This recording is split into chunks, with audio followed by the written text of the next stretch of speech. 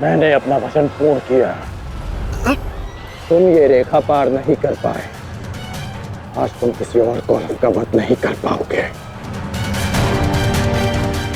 बोलो ना सही, मैं तुम्हारा वध कर दूंगा। उसका अवसर कभी और ढूंढना भी, क्योंकि सूर्यास्त हो चुका है।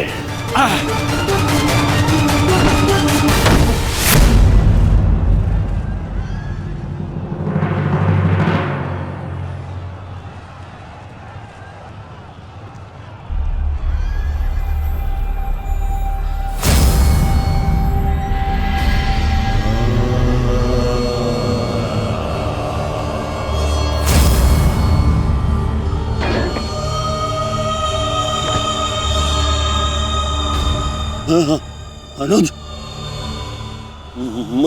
मुझसे बात करो। तुम्हारा चेष्टा है, उत्तर दो से।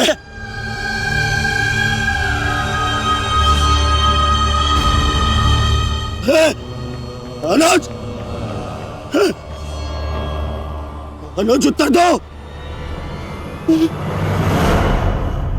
ये क्या हो गया? तुम सबने कभी अपने देश की बात का उल्लंघन नहीं किया, तो आज ये उदंडता क्यों? उठो, उत्तर दो। उठो।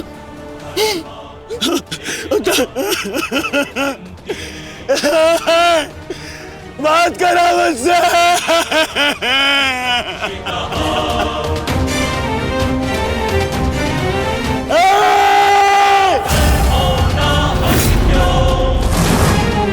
क्या किया भीम? ये क्या किया तुमने? केवल कहने को ज्येष्ठ भ्राता था मैं। पिता से अधिक इन्होंने मुझे सम्मान दिया है। ये चाहते थे कि अपने कंधे पर उठाकर मुझे सम्राट के सिंहासन तक लेके जाएंगे।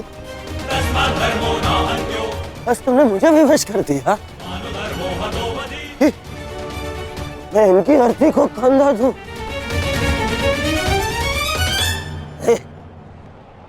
तुमने उचित नहीं किया है भीम,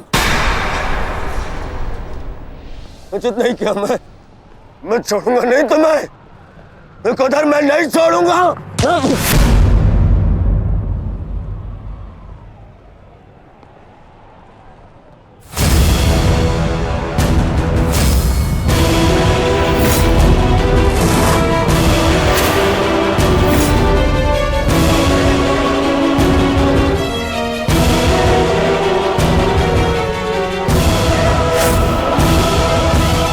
शांत युवराज, युद्ध के नियम के अनुसार आज का युद्ध संपन्न हुआ और इस समय प्रहार करना वर्जित है। पर प्रतिकार करना नहीं आचार्य, प्रतिकार नहीं।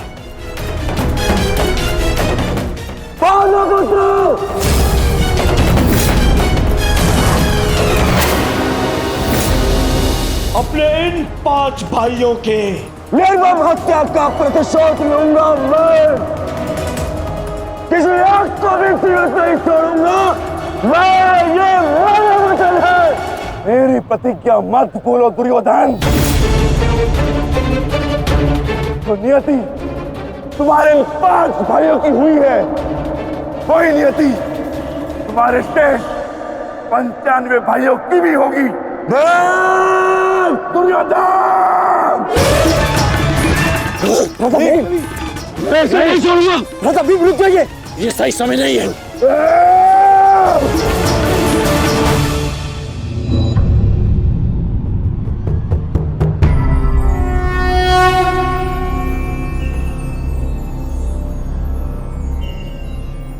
श्रेष्ठ यही होगा कि दोनों पक्ष अपने नियमों को स्मरण रखें। सूर्यास्त हो चुका है और उसके साथ ये युद्ध भी समाप्त हो चुका है। आप दोनों अपनी भावनाओं को कल के लिए शेष रखें और वही उचित रहेगा।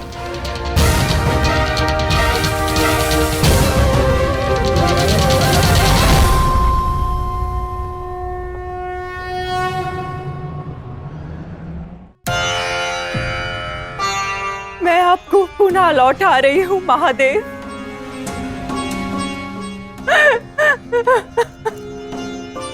आपने मुझे 100 पुत्रों को आशीर्वाद दिया था और आज मुझे उन्हीं पुत्रों की मृत्यु का दुख भी दे रहे हैं।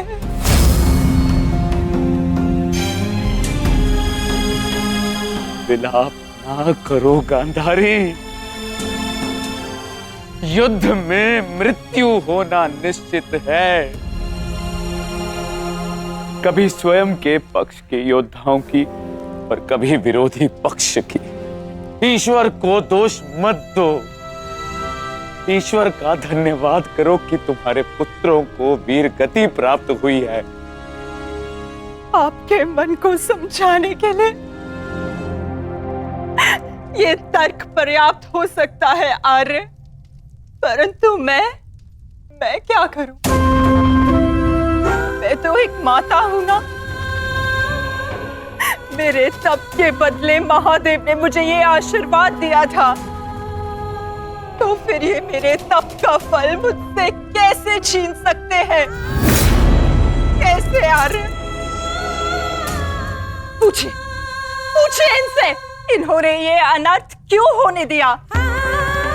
जो पहले मुस्कान दी तो फिर बाद में आंखों में अश्रु भर दिए।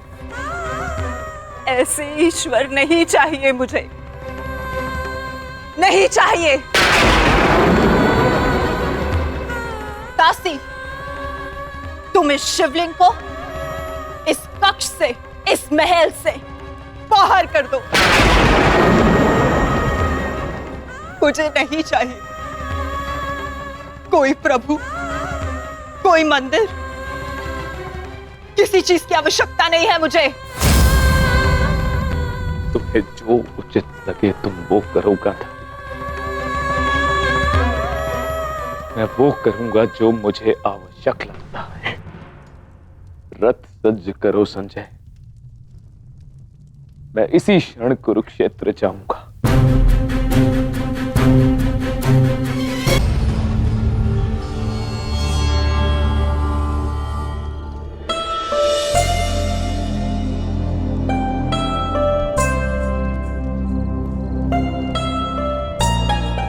पुत्र,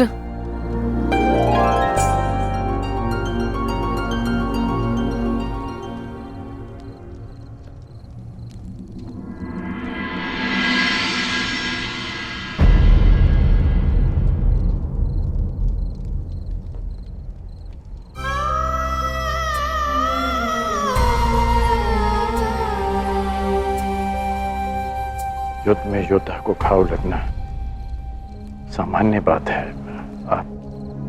आप चिंतित मत होइए। मैं जो भी कर रही हूं अपना कर्तव्य समझकर नहीं, बल्कि पश्चाताप समझकर कर रही हूं। एक पुत्र को खोने का कष्ट, उसकी पीड़ा एक माता ही समझ सकती है। मैं भी एक माता हूं, परंतु दुर्भाग्य से इस अनर्थ को रोकने में सक्षम नहीं हूं। इसलिए लेप लगा रही हूं अपने मन के घाव को, थोड़ी शीतलता देने का प्रयास कर रही हूं। पुत्र, तुम दुर्योधन के पास जाओ। इस समय उसे अपने मित्र की सबसे अधिक आवश्यकता है।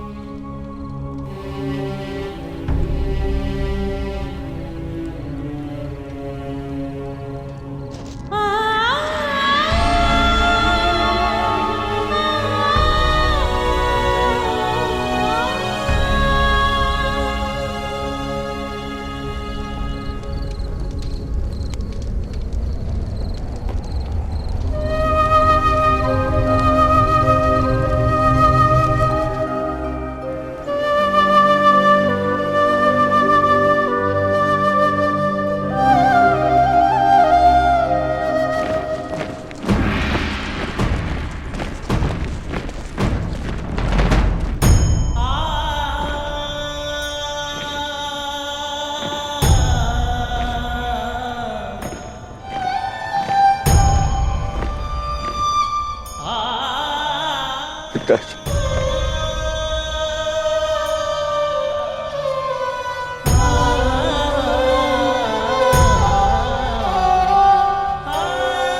पिताश्री,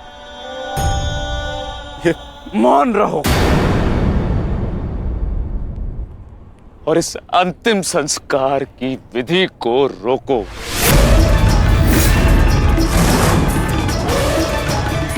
मेरे पुत्रों का अंतिम संस्कार नहीं होगा।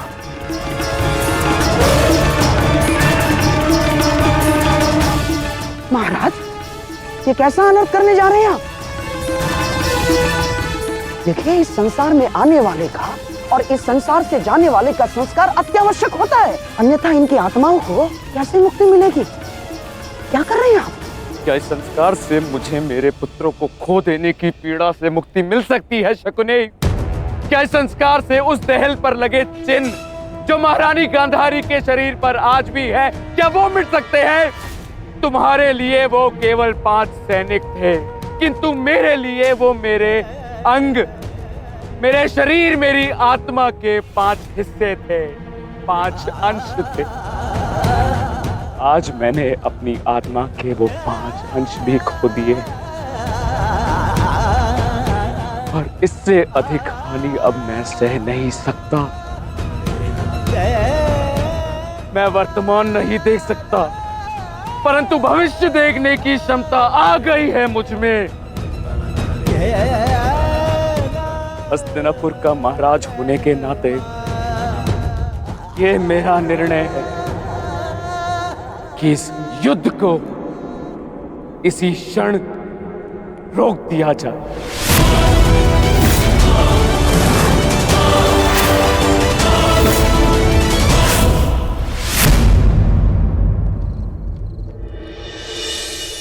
पिताश्री,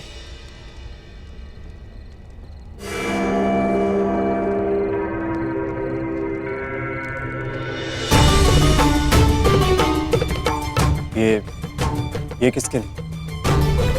आपके लिए पिताश्री। आज आपको अंगराज कर्ण के 2 बाण लगे थे ना, उनके उपचार के लिए।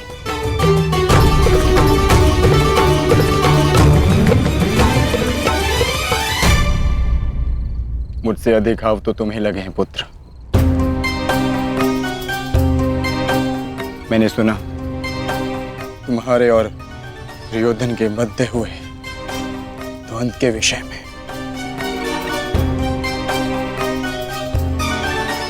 तुम्हें ऐसा नहीं करना चाहिए था अभिमन्यु। दुर्योधन एक दुर्जय योद्धा है, शक्ति में, अनुभव में तुमसे कहीं अधिक। तुम्हें सावधान रहना चाहिए। पिताश्री उचित कह रहे हैं आर्य।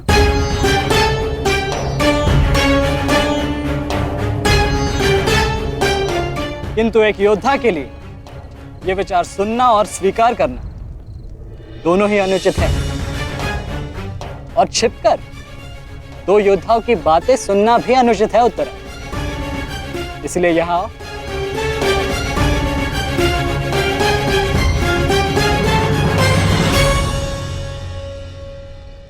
आप ही बताइए पिताश्री, क्या एक पत्नी का अपने पति के लिए चिंता करना अनुचित है? आप कहते हैं तो ये मान जाते हैं, और मैं कहूं तो ये मुझ पे बरस पड़ते हैं।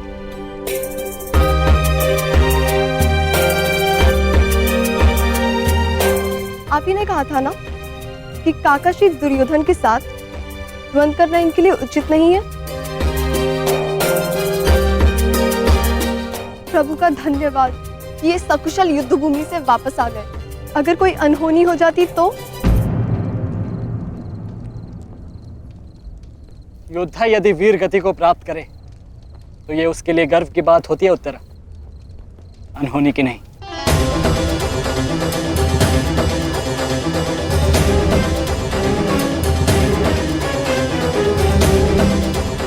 मुझे तुम्हारे साहस और कौशल पर गर्व है पुत्र, परंतु उत्तरा का कहना भी अनुचित नहीं है। प्रत्येक पत्नी को अपने पति की चिंता होती है। सुमित्रा केवल तुम्हें सुरक्षित देखना चाहती है पुत्र। और मैं हस्तिनापुर के मधांध युवराज का अहंकार तोड़ना चाहता हूं पिताश्री। जब भी रणभूमि में मेरी दृष्टि उन पर पड़ती है तो मेरे कानों में माता द्रौपदी की करुण पुकार गूंजने लगती है और फिर मैं स्वयं को रोक नहीं पाता। तो आप दोनों पूर्णतः निश्चिंत रहिए।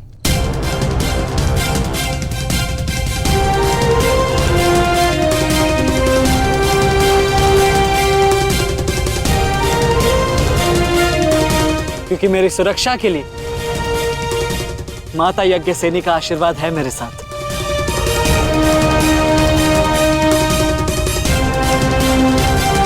और जब तक ये मेरे साथ है मुझे कुछ नहीं हो सकता।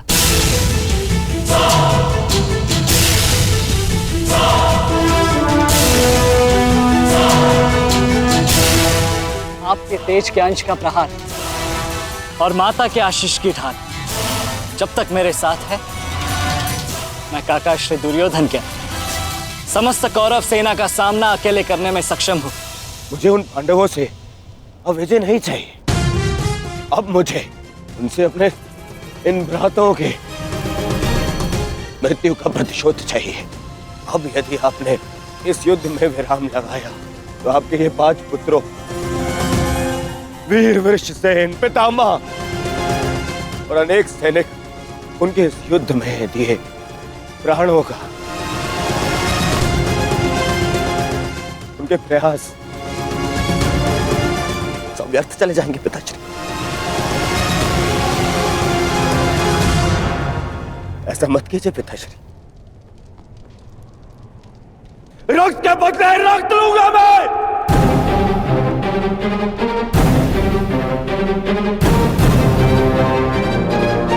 अपने अपने पुत्र को है। वो पांडव अपने पुत्र को के और हम मुझे पाएंगे पिताजी। मूर्खतापूर्ण बातें मत करो दुर्योधन। पितामह और अपने भाइयों के परिणाम से आने वाले भयानक भविष्य के संकेत को समझो। तुम्हारे होते हुए, गुरु द्रोण के होते हुए, कर्ण के होते हुए मेरे 5 पुत्रों को निर्दयता से मार दिया गया।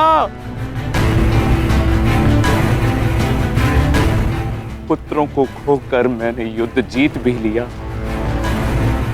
तो भी ये पिता हारा हुआ ही कहलाएगा पुत्र। अब और विनाश मैं नहीं सह सकता। मैं कल ही कुरुक्षेत्र जाकर पांडवों से संधि की याचना करूंगा।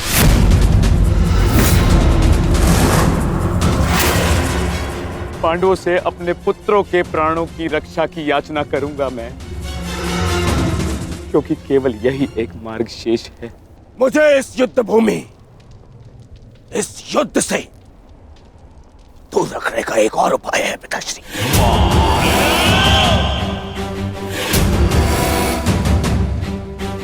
एक और उपाय है।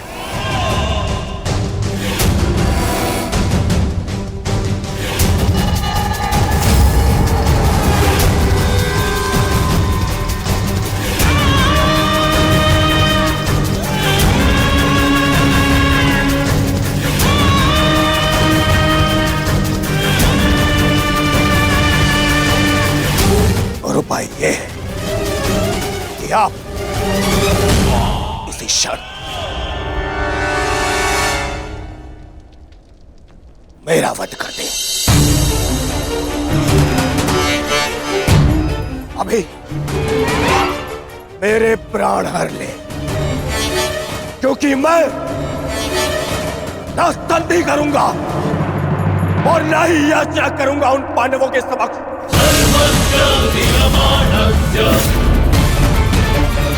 उठाइए इस तलवार को और वध कर दीजिए अपने इस एक पुत्र का। अपने इस एक पुत्र का वध करके बचा लीजिए अपने शेष 94 पुत्र। 94 पुत्र।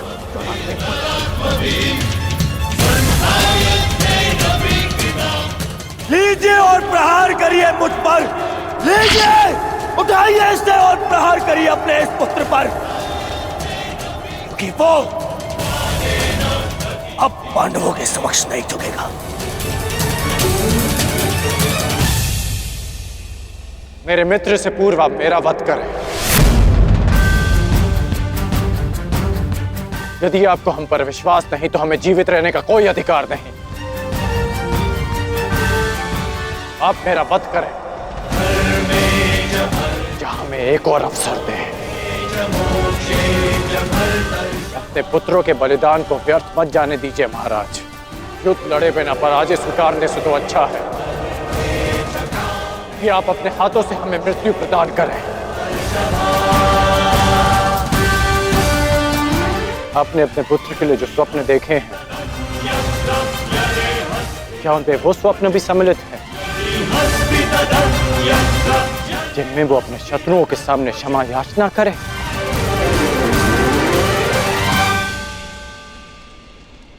जिसके शीश पर आप सदा सम्राट का मुकुट देखना चाहते हैं,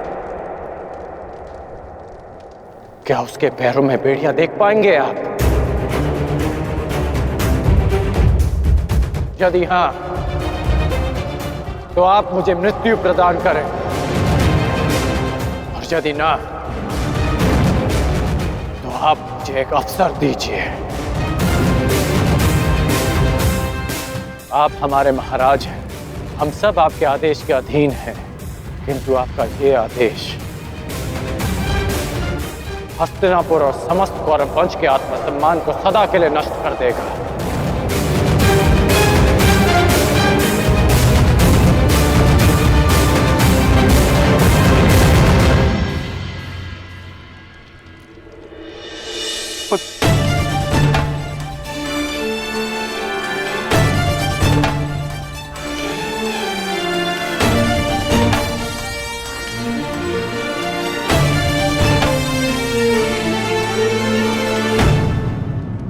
मैं क्या करूं पुत्र? एक पिता के लिए अपने पुत्र की अर्थी का बोझ इस जीवन का सबसे बड़ा बोझ होता है पुत्र,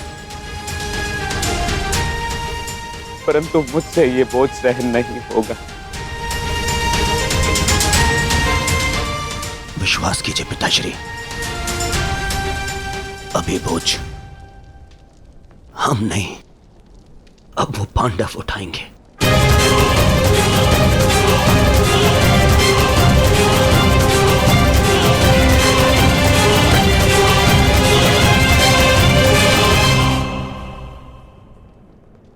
आइए पिताश्री, मेरे वीर भ्राताओं को ससम्मान विदा करें।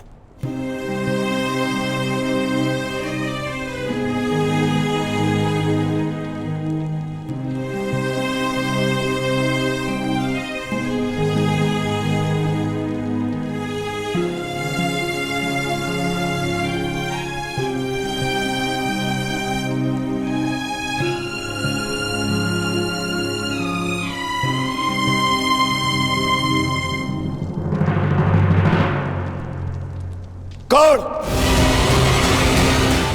कल के लिए हमारी क्या रणनीति है? कल की रणनीति तो स्पष्ट है। आज मैंने उन 5 कौरवों का वध किया, कल और 25 का अंत कर दूंगा। मैं आज ही उन 100 कौरवों का वध कर देता, किंतु वो सूत पुत्र कर्ण बीच में ना आया होता। कर्ण की चिंता मुझ पर छोड़ दीजिए भ्राता भीम। आज तो वो वन छोड़कर निकल गए, किंतु कल उसे भागने का अवसर नहीं दूंगा मैं, और कौरवों की सहायता के लिए नहीं जाने दूंगा।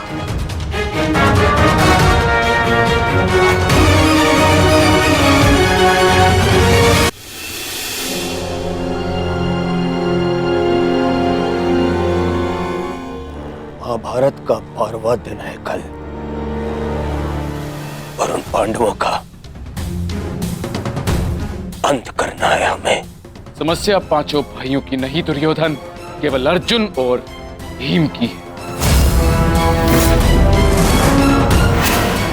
उन्हें रोकने के लिए हमें एक योजना की आवश्यकता है। उस भीम को आप मुझ पे छोड़ दीजिए। अपने भाइयों की मृत्यु के मैं स्वयं प्रतिशोध लूंगा। और अर्जुन को रोकेगा कर्ण। गुरु द्रोण अर्जुन के लिए पर्याप्त है मेरे होने वाले सम्राट। अर्जुन मेरा लक्ष्य है, उसे रोकने में मैं सक्षम हूं। तुम्हारे कौशल और सक्षमता पर मुझे कतई संदेह नहीं है अंगराज, परंतु पता नहीं क्यों तुम उसका उपयोग नहीं कर पा रहे हो। नहीं तो आज युद्ध के आरंभ में ही वास्तविक शक्ति का उपयोग करके तुम अर्जुन का अंत कर सकते थे कर्ण, परंतु तुमने ऐसा नहीं किया। आपको तो कुशलता दिखानी थी, परंतु स्मरण रहे ये समय कुशलता दिखाने का नहीं है अंगराज। शीघ्र अतिशीघ्र युद्ध समाप्त करने का है। और यदि तुमने आज ऐसा किया होता अंगराज कर्ण, तो आज 5 कौरवों की नहीं 5 पांडवों की चिता जल रही होती। मामाजी, कर्ण को कब कौन सा अस्त्र चलाना है ये निर्णय उस पर छोड़ दीजिए। आज हम सब ने कर्ण का कौशल देखा है। मेरे अन्य भ्राता आज सुरक्षित हैं तो वो कर्ण के कारण। अरे परंतु परंतु का समय नहीं है मामाजी, और न ही आरोप प्रत्यारोप का।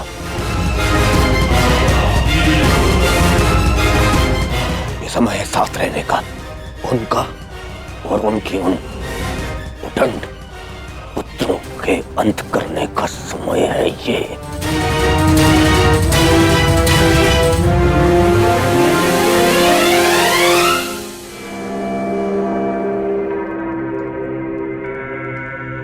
क्या हुआ माधव? आप इतने अशांत प्रतीत क्यों हो रहे?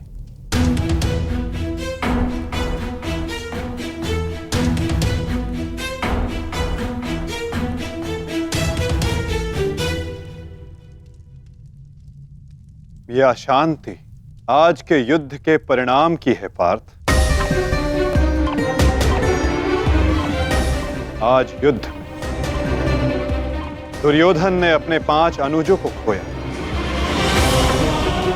और कल वो युद्ध में इसका प्रतिशोध लेने उतरेगा।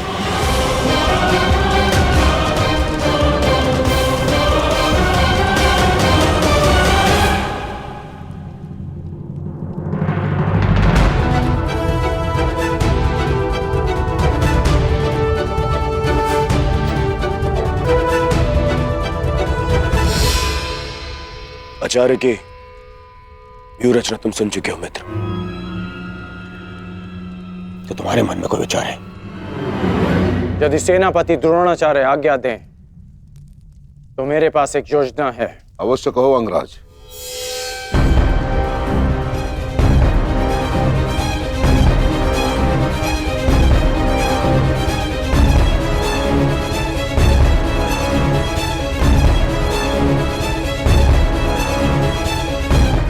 अद्भुत कर्ण, अब उन पांडवों का विनाश निश्चित है। अब उन पांडवों से मैं अपने भ्राताओं की मृत्यु का प्रतिशोध अवश्य लूंगा। कल दुर्योधन युद्ध में क्रोध में अपना प्रतिशोध पूर्ण करना चाहेगा और अंगराज कर्ण कल इस युद्ध को समाप्त करना चाहेंगे और उनका लक्ष्य होंगे धर्मराज युधिष्ठिर।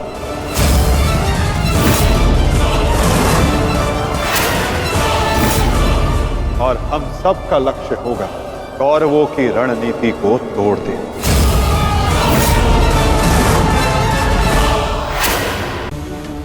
कदाचित आज का दिन ये युद्ध कठिनाइयों से भरा होने वाला है। आज की परिस्थितियों के लिए सज्ज रहना पार्थ।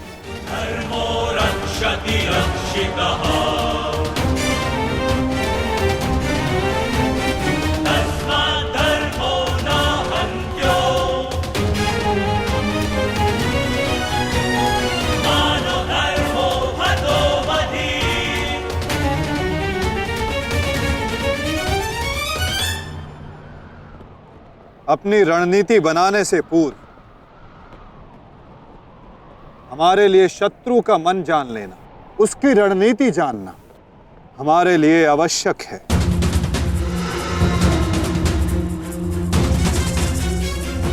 सबको ज्ञात है ना कि आज शत्रु का लक्ष्य क्या होगा? युधिष्ठिर को बंदी बनाना हमारा आज का लक्ष्य होगा।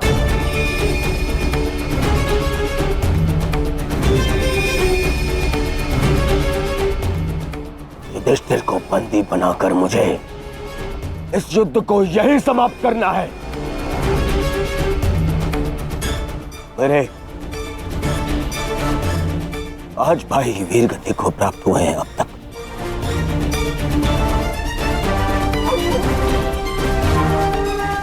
श्रद्धांजलि श्रद्धांजलि देनी है मुझे उन्हें।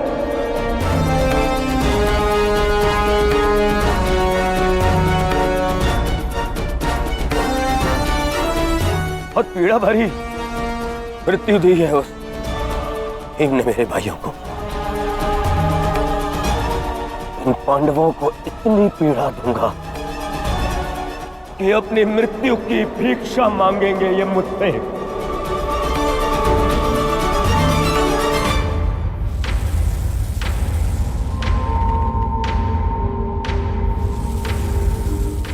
मित्रगण, वचन दो मुझे, आज चाहे जो भी तुम्हारे मार्ग में आ जाए तुम उस पर दया नहीं दिखाओगे। आज चाहे जो कोई भी आ जाए तुम अपना सबसे तीव्र प्रहार उस पर करोगे।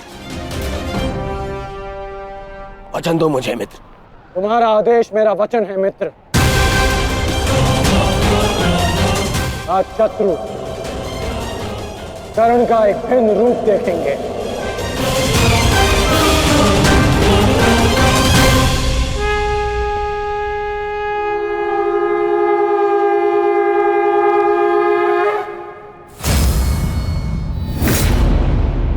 आक्रमण!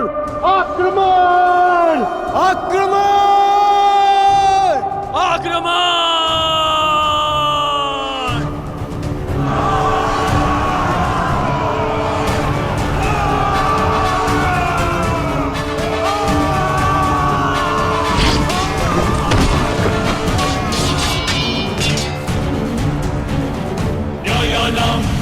उनका अस्त्र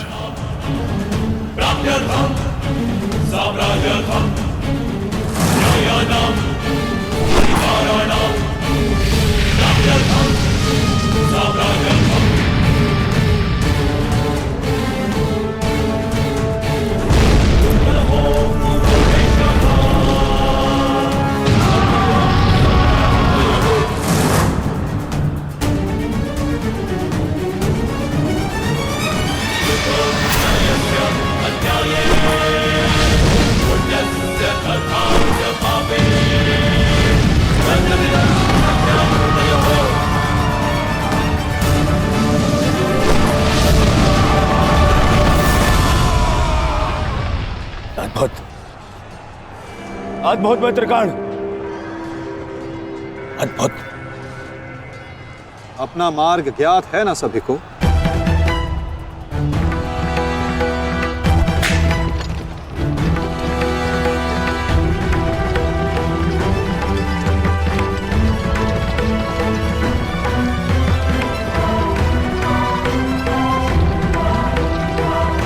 ये क्या कह रहे हो संजय? युधिष्ठिर सेना के पिछले भाग की ओर बढ़ रहा है।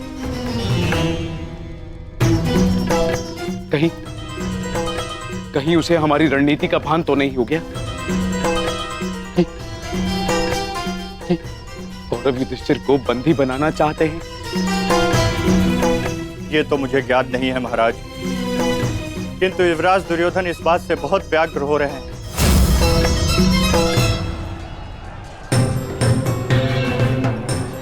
अवश्य इन पांडवों को हमारी रणनीति का ज्ञात है, इसीलिए भीम एक और हमारी सेना को भ्रमित कर रहा है और युधिष्ठिर पीछे जा रहा है। नेत्रगण, तुम जाओ, युधिष्ठिर के पीछे तुम जाओ और जाके उसे बंदी बनाओ। युधिष्ठिर को बंदी बनाना हमारे लिए बहुत आवश्यक है। जाओ मित्र। परंतु मित्र, मैंने महाराज को वचन दिया कि आज किसी भी कौरव के प्राण नहीं जाएंगे। मुझे उस वचन को भी निभाना है मित्र। उसके लिए हम सब हैं यहाँ। युधिष्ठिर तुम्हारे सामने एक दुर्बल योद्धा है, तुम उसे आसानी से बंदी बना सकते हो मित्र। उसे बंदी बनाते ही ये युद्ध यहीं समाप्त हो जाएगा और मेरे भाइयों की रक्षा भी। मुझे ये युद्ध यहीं समाप्त चाहिए। कर्ण, जाओ आगे। ठीक है मित्र, परंतु मेरी योजना स्मरण रखना। मुझे तुम्हारी योजना स्मरण रहेगी मित्र। आगे बढ़ो। सत्य से युधिष्ठिर के रथ की ओर तीव्र गति से आगे बढ़ो।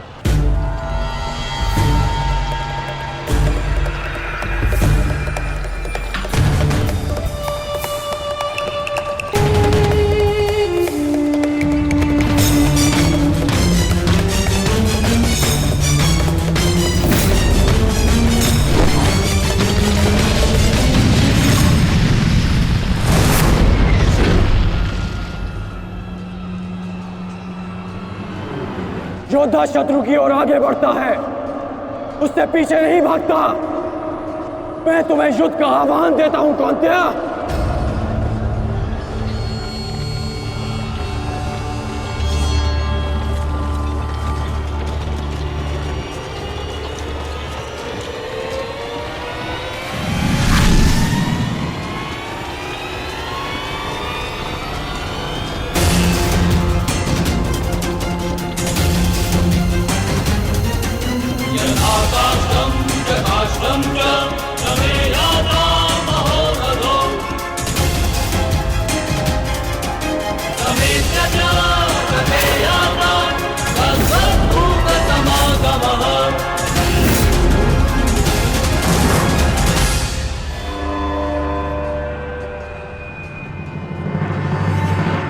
कौन्तेय तुम्हारा आवाहन स्वीकार करता है।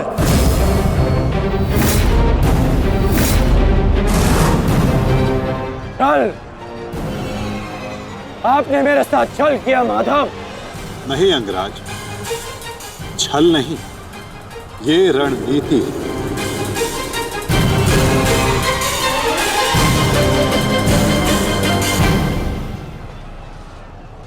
ये युधिष्ठिर का रथ है और इस पर युधिष्ठिर को विराजमान होना चाहिए था। वो तुम्हारी भूल है अंगराज, क्योंकि तुमने रथ को नहीं, रथी को युद्ध के लिए ललकारा है। और तुमने युधिष्ठिर को नहीं, कौन्तेय को ललकारा है, युद्ध का आवाहन दिया और उसने तुम्हारे इस युद्ध के आवाहन को स्वीकार किया है। कर्ण, तुम सदैव मुझसे द्वंद्व करने का अवसर ढूंढते रहे हो कर्ण। समय आ गया है, अब दिखाओ कि तुम कितने सामर्थ्यवान और कुशल योद्धा हो। अपना आवाहन पूर्ण करो मुझसे और वहां भ्राता भीम अपनी प्रतिज्ञा पूर्ण करेंगे।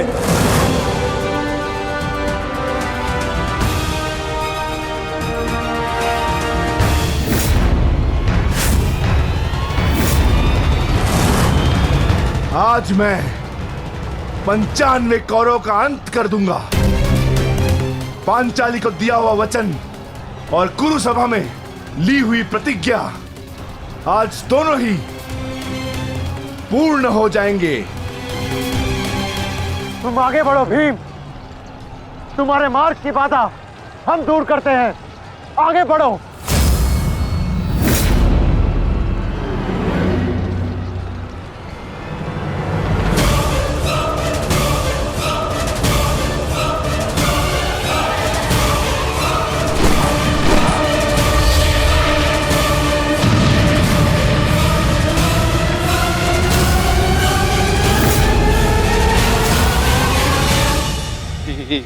ये क्या कह रहे हो संजय? वहां वासुदेव ने कार्ड से कर्ण को फंसा दिया और यहाँ भीम हमारे व्यू में प्रवेश कर चुका है। शेष तीनों पांडव उसके पीछे हैं। अब कौन बचाएगा मेरे पुत्रों के प्राण? कौन करेगा उनकी रक्षा?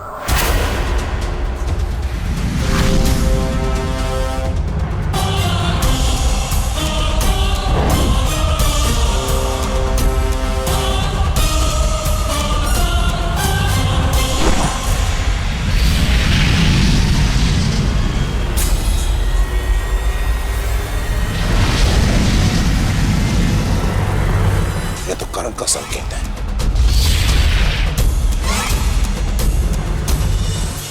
तुम कोई भी संकेत दे लो कर्ण, तुम्हारी सहायता के लिए यहां कोई नहीं आ पाएगा और ना ही मैं तुम्हें कौरवों की रक्षा करने के लिए यहां से जाने दूंगा। कौन कहता है कि मैं रक्षा के लिए संकेत दे रहा हूं? माधव भले ही तुम्हारे सारथी हैं, किंतु इनकी नीति मैं तुमसे अधिक पहचानता हूं। तुमने भले ही माधव की सहायता से मुझे युद्ध क्षेत्र से अलग कर दिया, किंतु मेरी रणनीति को विफल नहीं कर पाओगे अर्जुन।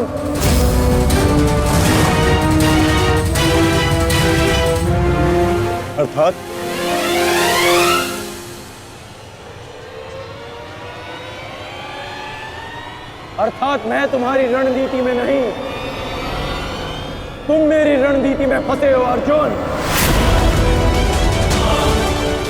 तुमने मुझे कौरवों से अलग नहीं किया,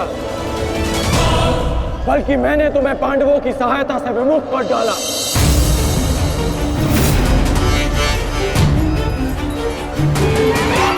अब तुम भीम की सहायता नहीं कर पाओगे अर्जुन, और भीम किसी कौरव का वध नहीं कर पाएगा।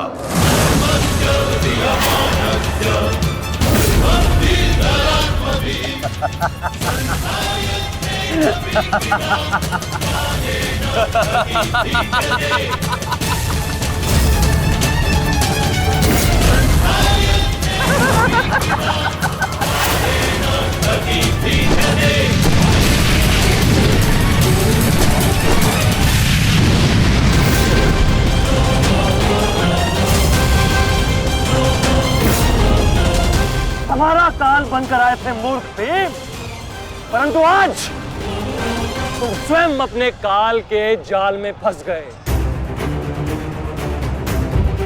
प्रिय भ्राता भीम,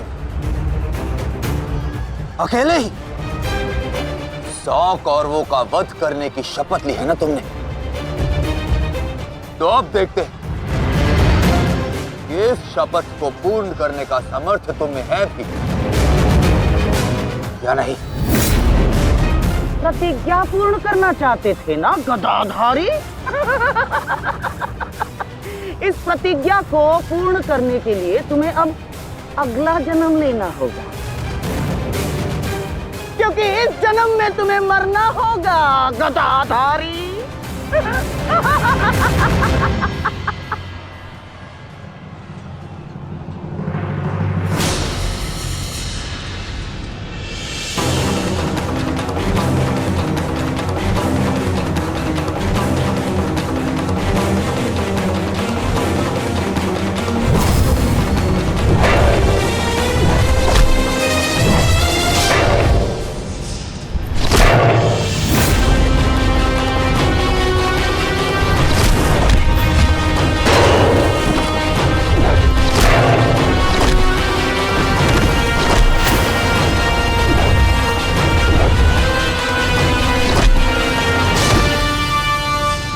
तुमने मेरे भाइयों को बहुत निर्दयता से मारा है भीम। आज मैं तुम्हारे नाम से उनका तर्पण करूंगा। और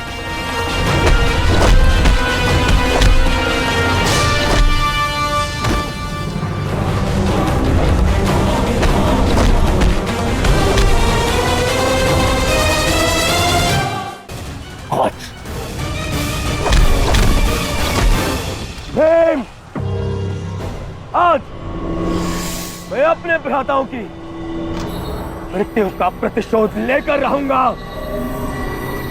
सावधान!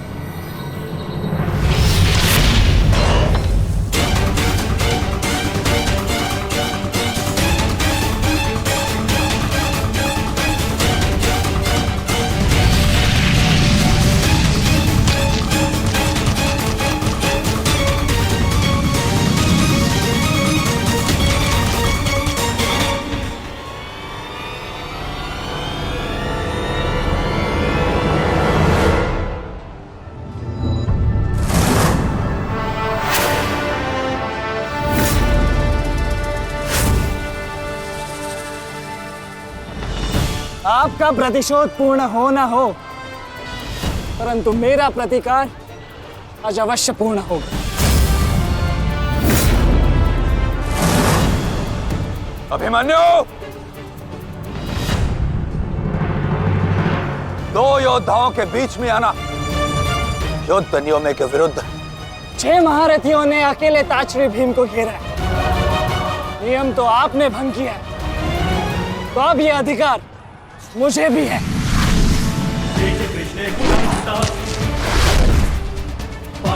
अभिमन्यु! चक्रबंधास्त्र।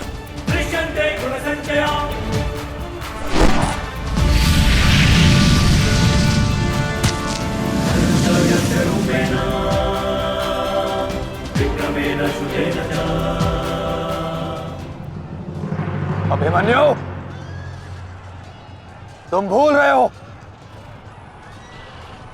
मैं तुम्हारे पिता के आचार्य का पुत्र हूं। चक्रबांध अस्त्र का तोड़ मैं जानता हूं।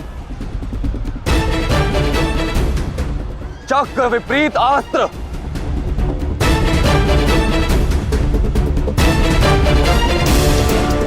भूल तो आप रहे हैं महारथी। विपरीत अस्त्र तभी कार्य करता है जब युद्ध नीति गत हो।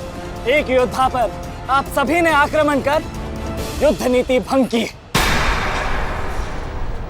अब अपनी इस अनीति का दमन देखिए। बालक! बालक! मेरी शत्रुता तुमसे नहीं है। मेरे मार्ग से हट जाओ, अन्यथा अपने प्राणों से हाथ धो बैठोगे। धो तो आज मैं उस कलंक को दूंगा जो मेरे परिवार के माथे पर है, कि अपने कुलवधु के अपमान का प्रतिकार नहीं कर पाए।